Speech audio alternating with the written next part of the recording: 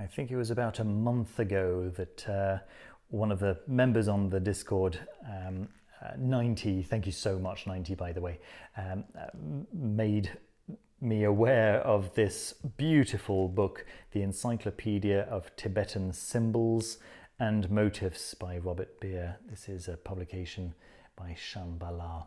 Shambalah are very well known for their books on Buddhism, all kinds of different forms of Buddhism, the various vehicles, mainstream and esoteric. And and this is a really, really beautiful book.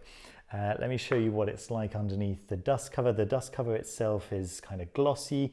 It's like a yellowy cream color. And you can see that there are these 3 different tones going on. There we are. And so just a very quick look at the outside of the book. It's I think it is hard to say actually whether it's textured paper or some form of material. I think it may in fact be textured paper, but it's very good quality. And then there's this gold stamp on it. The spine looks like this, looks really nice. If somebody were to decide to take the dust cover off, that would actually look very smart on anyone's shelf. Very, very beautiful book from the outside. However, let me give you a look at the inside, and yeah, I mean, just looking at the end pages here, it's so beautiful, so beautiful.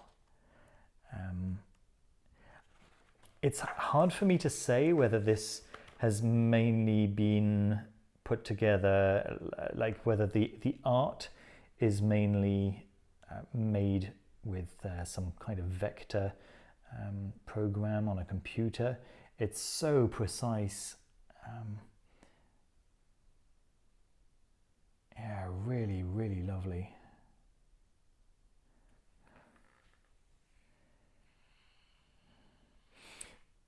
All right, so let me give you I'll show you the contents in a short while, if I remember.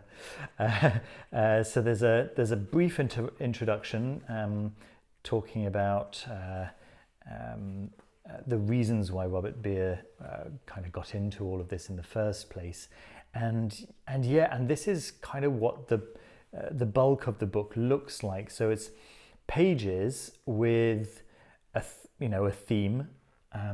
And it's kind of this one theme over and over again in different forms, and then followed by a page that's going to describe it all. Right, now you'll notice that there aren't any kind of figure 1, figure 2, figure 3 or anything like that. The text actually describes, at the top of the plate for our representations of Mount Meru. So so we're looking at page 4, and there we go. So it's there at the top, representations of Mount Meru. So it reads as a narrative. It's instead of having, like looking in a museum, there's figure 37, let's look up figure 37 kind of thing. No, it's per plate, and then the text, you really are expected to read the entire text. So the experience of reading the book is very much like being taken by the hand and introduced to the whole topic, so that you're not just using it like a dictionary. It really is an entire narrative which gives you a deeper understanding given its context. It also ensures that these beautiful, you could say sacred illustrations aren't marred by little numerals next to them. They are in context. I mean, wouldn't it be a shame to have little number 8 here and 8A and 8B next to it, etc., etc. No, you get the art the way it's supposed to be, in context, and and a description of the entire plate next to it. So this is plate 11, so you look up plate 11, which is usually very close to it, if not directly next to it, and find out more about it, right? The whole idea of waterfalls, and with more precision, say, you know, so it's, there's a couple of ways you could look at it. You could look at the picture and then find out about the picture you've just been looking at, or rather read the text and then have a look at what everything corresponds to as you read it. But either way, it's glorious, absolutely glorious. It's page after page of this just sacred art. So beautiful. I've learned so much going through this, and yeah, and I've not just learned about the one thing that I was looking at. You know, I've been able to learn about the whole concept. You know, it's not been a question of, okay, look up number 4 and then find out that number 4 is like number 3, just a little bit different, you know, or whatever. Yeah, so number 27, lotus seats or thrones, and then you read the whole thing about lotus seats or thrones, and each individual one is detailed. There we go. It's a big, thick book. There's a lot going on here. Yes, some of these are complete illustrations, complete narrative illustrations, and some of them are just collections of illustrations. Various mudras there. There's a really nice series of narrative illustrations.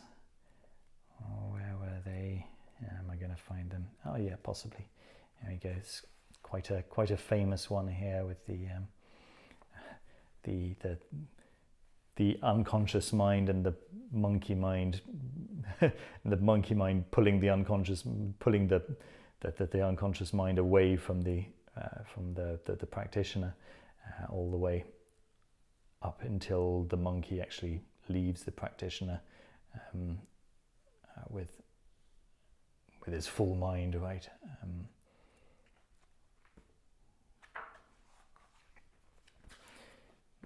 Maybe unconscious mind is not quite right, but yeah, you get the general idea.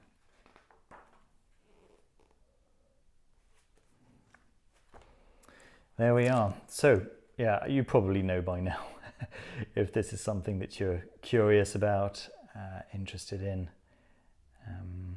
Certainly if you've got any interest in Tibetan Buddhism or in tantric forms of Buddhism, then I imagine you'll be just as interested, as eager as I was to get your hands on this book. Yeah, really, really gorgeous. There we go. So that's the Encyclopedia of Tibetan Symbols and Motifs. I promised to show you the table of contents. Thank goodness I remembered. There we are. So we've got landscape elements, flowers and trees, animals, narrative illustrations, cosmology, mudras, the Chakravartin and his 7 precious possessions, auspicious symbols,